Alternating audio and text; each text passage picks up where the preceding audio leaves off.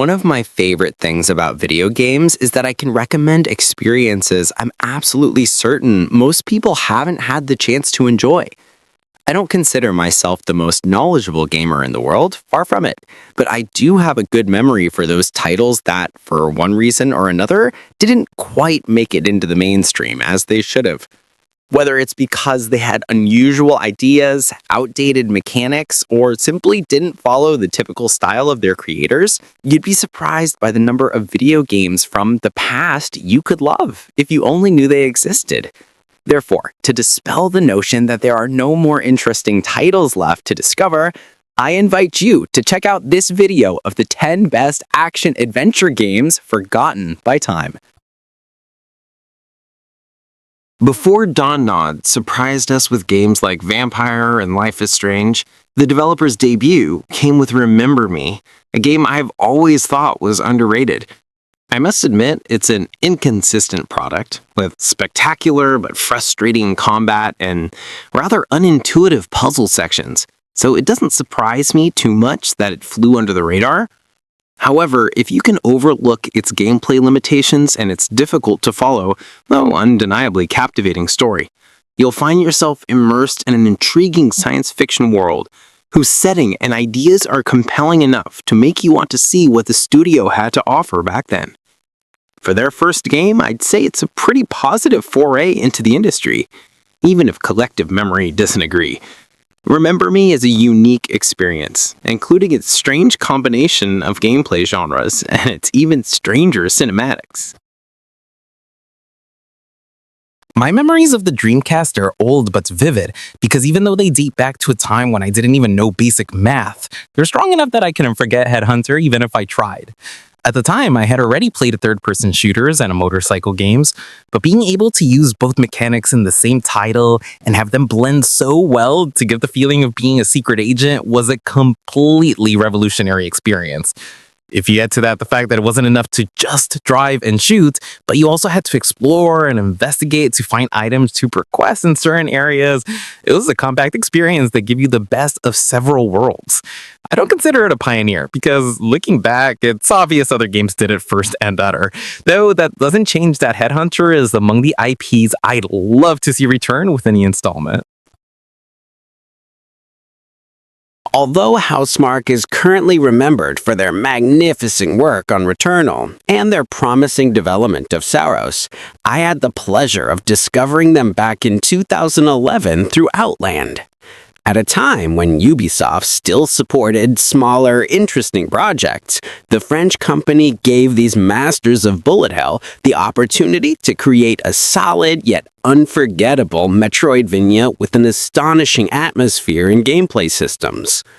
Through the use of color, where you had to alternate your character's aura to interact with certain platforms and attack certain enemies, it felt like a glorious combination of a rhythm game and a 2D side-scroller, including impressive bosses that, if you scaled them down, could easily have come from Shadow of the Colossus. In terms of gameplay, it's adequate and one of Housemarque's more modest works.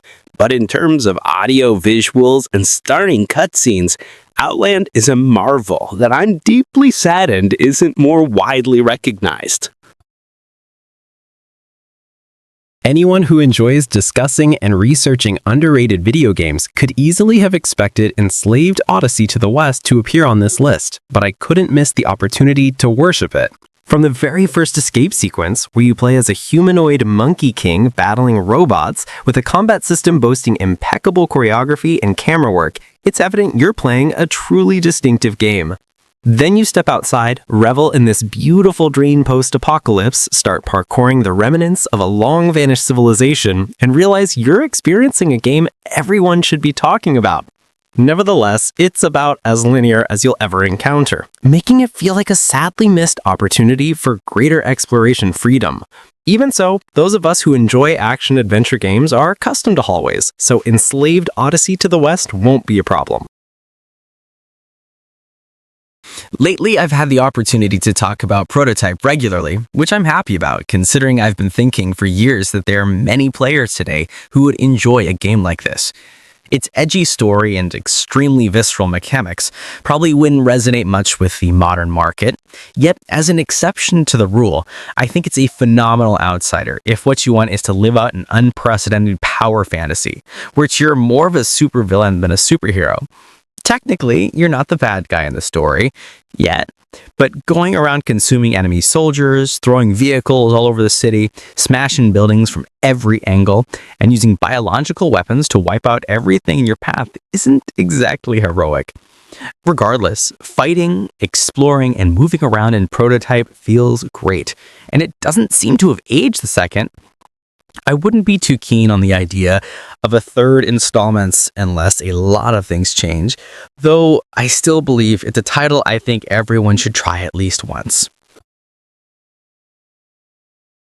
Dante's Inferno was a blessing for those of us who are God of War fans but didn't own a PlayStation console, so its value to my life as a gamer is immeasurable. However, Electronic Arts let the franchise languish at the bottom of their priorities for far too long, and today it's only remembered by those of us who experienced the adventure originally with all its strengths and weaknesses. The second half of the game may be repetitive and uninspired, but the first half is incredible enough in terms of story, cinematics, combat, puzzles, and platforming that, honestly, I don't mind its significant decline. Even so, its latter parts are worthy of a decent title, which does lower Dante's Inferno's overall score, though not its recommendability. It's a franchise we all want to see return, and that's no coincidence, because even its flaws reveal a soul and affection rarely seen these days.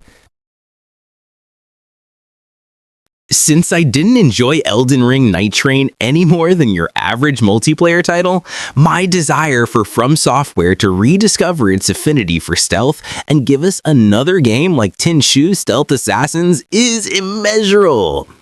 Generally, I feel a deep longing for the genre, which is quite painful because no one seems to want to use stealth as the core gameplay anymore, but rather as an accessory.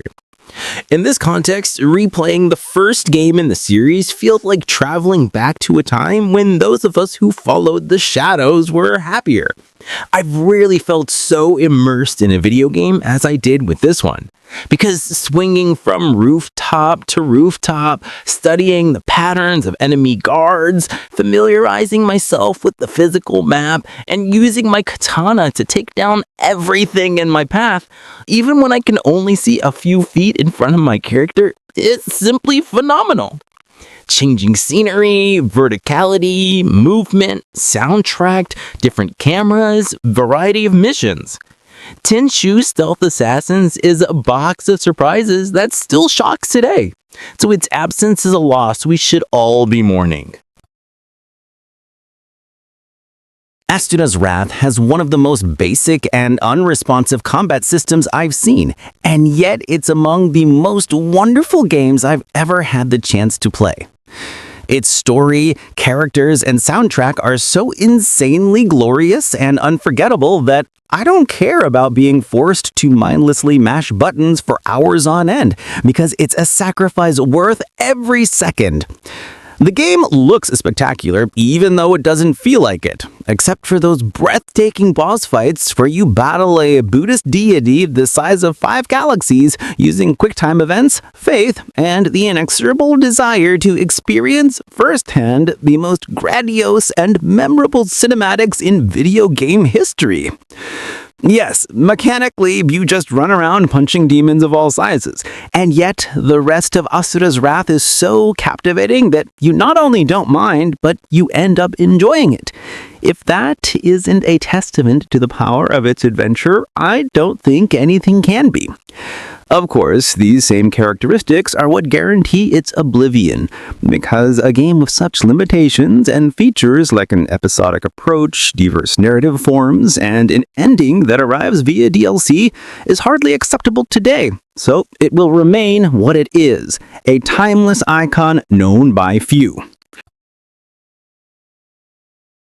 My 10-year-old self grabbed Mirror's Edge and never let go, because it's been almost 2 decades since its release and I still haven't experienced anything similar in the action-adventure genre. First-person puzzle platformers are rare to begin with, but this level of care and attention to detail, making you feel like a parkour expert fleeing from totalitarian and oppressive forces, makes the title even more unique. I won't deny that the gunplay is awful, but the movement is so divine and immersive that you'll never feel motivated to pick up a weapon.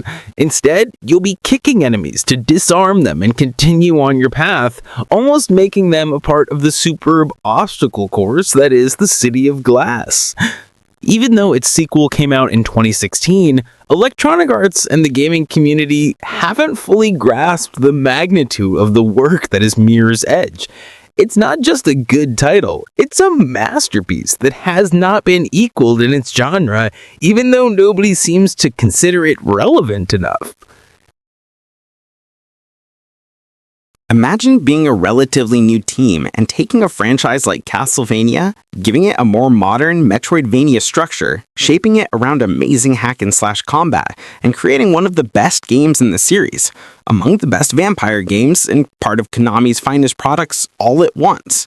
Well, that's exactly what Mercury Steam did with Castlevania Lords of Shadow, a prime example of how combining so many elements into a single experience can be as difficult as it is extraordinary if you do your homework properly.